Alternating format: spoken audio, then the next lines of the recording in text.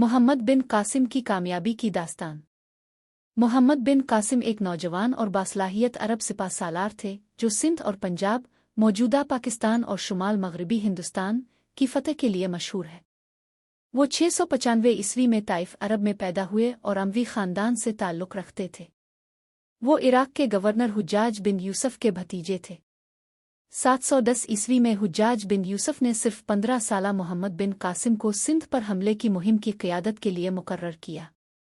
इस मुहिम का मकसद सिंध के राजा दाहर की हुकूमत को सज़ा देना था, क्योंकि उनके ज़ेरे हुक्मरानी बहरी क़ज़्ज़ाक़ों ने अरब तिजारती जहाज़ों को लूटा था, और साथ ही इस्लाम को फैलाना भी इस मुहिम का एक अहम मकसद था।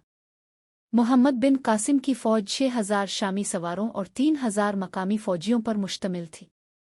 उनकी फ़ौज ने सिंध के कई अहम शहरों, जिनमें दीबल और निरोन शामिल थे, को फतह किया। इसके बाद उन्होंने राजा दाहर के दारुल हुकूमत अलूर का मुहासरा किया। शदीद जंग के बाद राजा दाहर मारा गया और उसकी बेटियां कैदी बना ली गईं। मोहम्मद बिन कासिम ने सिंध को तेज़ी से फतह कर लिया और एक मुनज़्ज़म इस्लामी तर्ज़ हुक्मरानी कायम किया।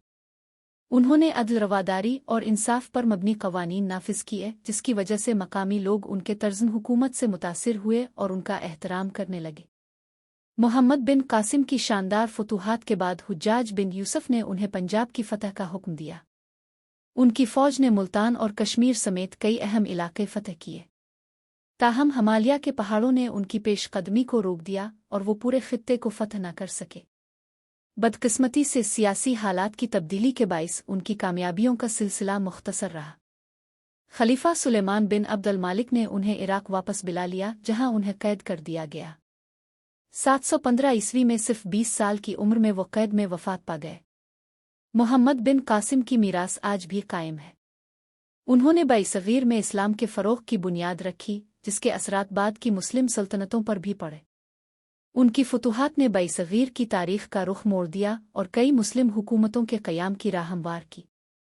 मोहम्मद बिन कासिम की कहानी नौजवानों के लिए एक ज़बरदस्त तहरीक है। उनकी हिम्मत, अज़्म और क़यादत साबित करती है कि अगर कोई अपने मकासद के हुसूल के लिए जिदोजहद करे तो कम उम्री में भी अज़मत हासिल की जा सकती है।